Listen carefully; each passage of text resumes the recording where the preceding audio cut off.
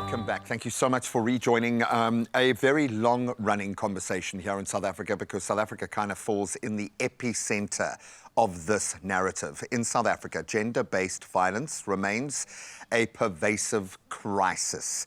Recent statistics, in fact, reveal that from April to June of 2024, that's last year, there were 966 reported murders, 1,644 attempted murders, 13,757 assault cases, and 9,309 sexual assault cases in 2 months, making the femicide rate 5 times higher than the global average. So harrowing, and those are just the reported cases, so you can imagine how much more there are. And the tragic murder of Wits University postgraduate student Olerato Mangale has reignited national outrage and brought the conversation to the forefront again. Now, her body was discovered in Johannesburg after she went missing, leading to a manhunt for the suspects involved. And joining us to delve into this critical issue are Nicholas Tlatlane, Program Manager at the Justice Desk, an organization empowering everyday activists to fight for human rights across the continent. Also, Tina Tiaart, founder and trustee of 1000 Women, One Voice, dedicated to advocating for GBV awareness and survivor support. And we also have Michaela Miller, radio host on The Muse on Good Hope FM. Welcome, guys. Thank you so much for being here. Thank you.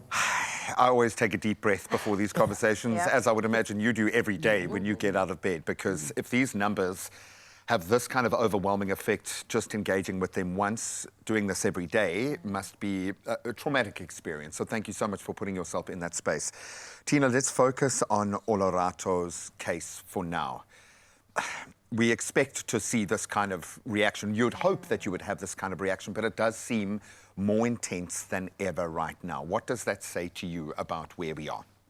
Well, we've done a lot to get women to speak out, and we've done a lot to educate young women on safety, but we've done very little on men.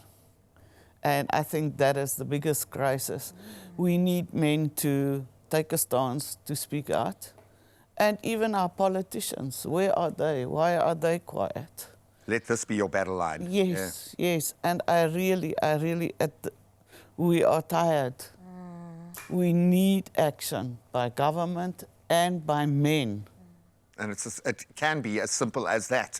Yeah. We've reached that point now. I think so, and we definitely need some help. Not that I want to put it on you altogether, Nicholas, but I have to come to the man on the couch right now. Speaking specifically about those stats, we mentioned earlier that they are quite harrowing. And in South Africa, like we said, the femicide rate's 5 times the global average. So what does this say about the everyday experience of people living in the country? GBV has become a national disaster, you know. And as it is a national disaster that has caused the state of calamity of where we are currently as a country. But also I think it gives us also to go back to say, as men, we need to take a full responsibility of ourselves in reconnecting with ourselves. I think social workers, there's this method that they normally study about called the circle of courage.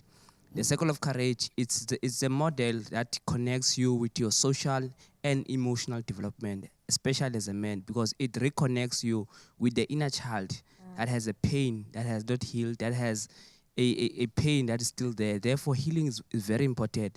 Therefore, it's of importance that we find programs, especially on a national level, where we make sure that men and also the boys, we therefore make sure that they recreate and understand that their circle of courage is very important. Because as a young man grew up in the townships, seeing a man standing in the corner smoking there, I see him a role model. It's because I'm lacking a belonging.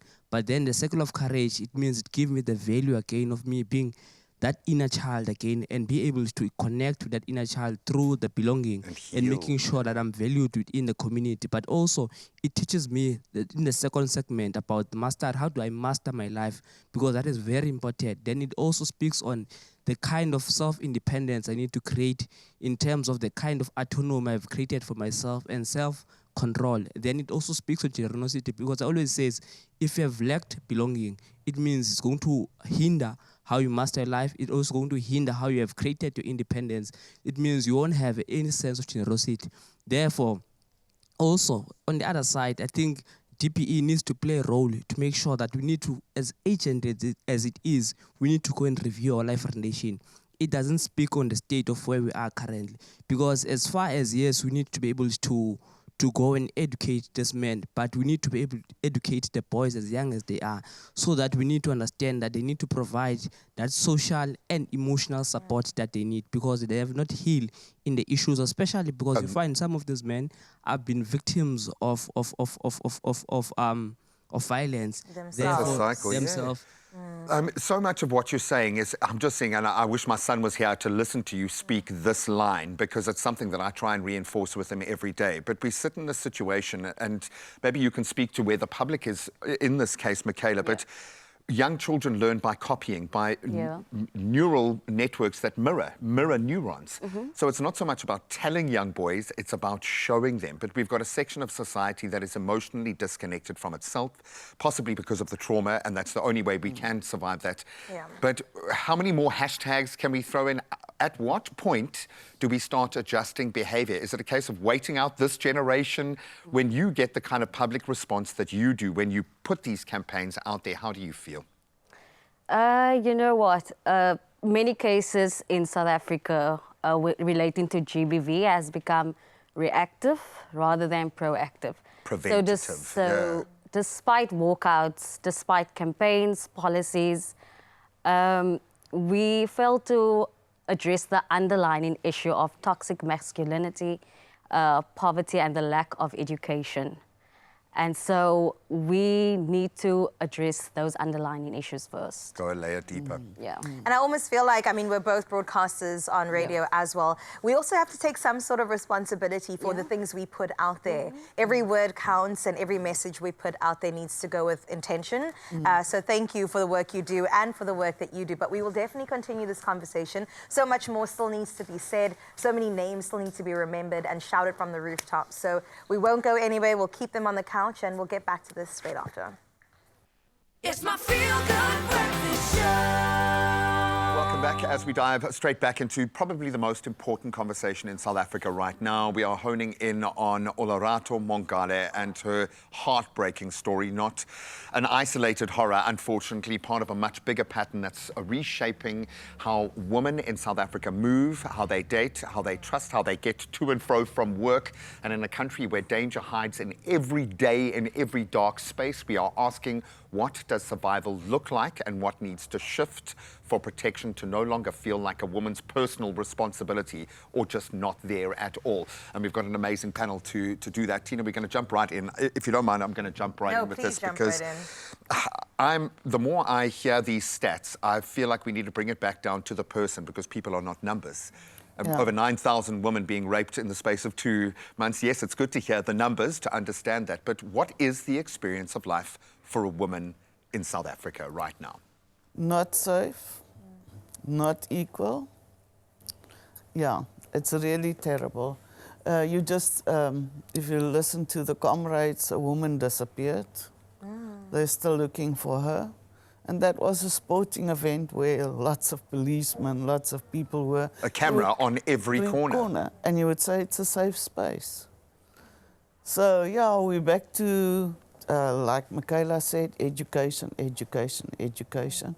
There are lots of talk about education programs in the school around sexual behavior. But are we talking about gender-based violence?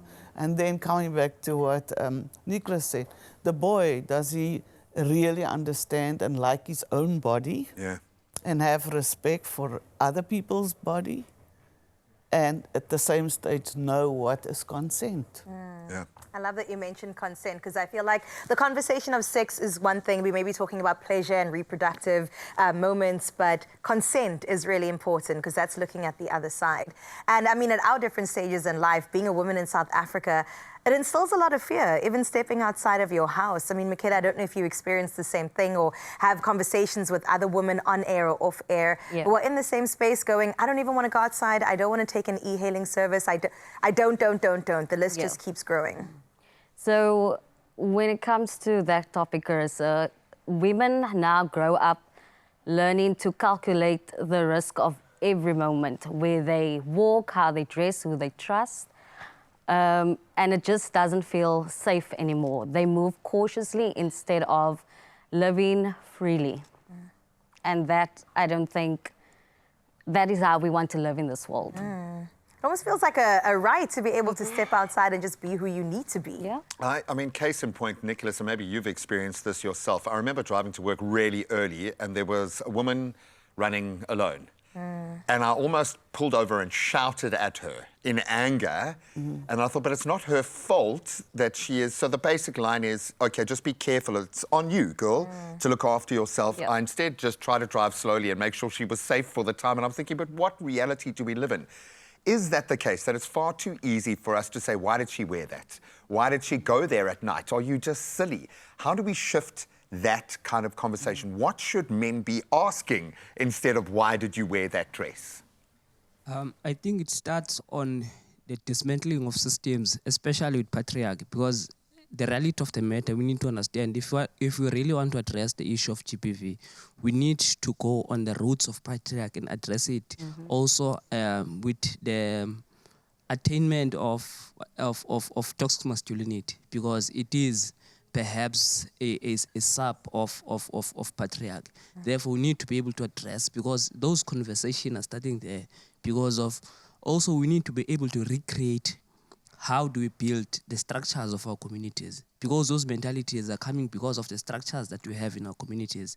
Therefore, we need to start as far as in the dialogues and the conversations we have as friends, and also the conversation we have in spaces, because as currently the president have said, there's no space that is really safe now, you know, because it can be in church, it can be at home, it can be anywhere. Or sadly, it's often the closer to home you get, the less safe Terrifying. we are. My goodness. I'm just going to continue on that avenue, Nicholas. Thank you for that. And continuing talking about reform, Tina, where do we need reform? I mean, is it a police response? Is it maybe court rulings? Is it within the communities like you spoke about, within our friend groups? Where do we begin? Well, there are the long stories, which is in our communities, those that kind hasn't of changed, things. yeah. Yes, but I really believe we should tackle all these government departments. They should work together. They should have task force, and they should follow through on perpetrators. Because also, if you see that there is accountability or results or consequences, behavior will change It does as well. make an impact. It makes an impact. And we used to have great task force in some places around GBV. Now there is no protocols that mix. So women are sent from one place to the other one to the other place. And reliving their trauma. Exactly. I've stood in front of laughing officers with a young woman who had been attacked before, and I say that not to poke at the police and those that are doing incredible work in the space set against what must feel like an insurmountable task. But I think we've reached a point now where we've got to stop looking for someone else to do something about it. In our own right, here we have an amazing platform. Every day you speak to many. What does that conversation need to look like? I get it from my side. I need to be more vulnerable and go there and talk about these things and take ownership of responsibility. But from your perspective, how do we need to be talking about this, and what can we do? First of all, there needs to be a long-term investment in education, systemically, like put the money in the system. It comes all down to that, because, like you said, police under-report. There is low convictions. What was the word I was looking for? The protection orders are ignored as well. So, there needs to be the reforming of the justice system. And just systematically, it just needs to change. We need to keep the pressure on the institutions and hold them accountable for these things.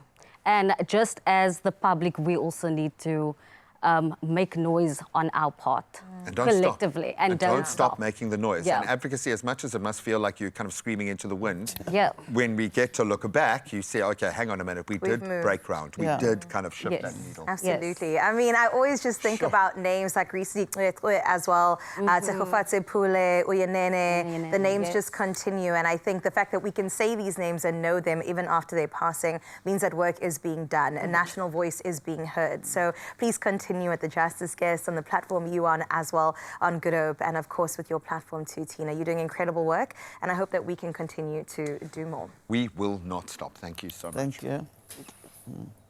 So grateful for that conversation and grateful for the fact that we have an opportunity to action everything from that point onwards. And also, speaking of action, we're going to be actioning the finishing of our incredible pancakes. And a cinnamon swirl pancake coming at you. Megan was putting it together. And the pancakes are pretty much done, right? They are, but we need some of the filling to put in here. So if you can snip the piping bag. Oh, yeah. Okay, so we got the piping bag. I'm going to do a little snip on that.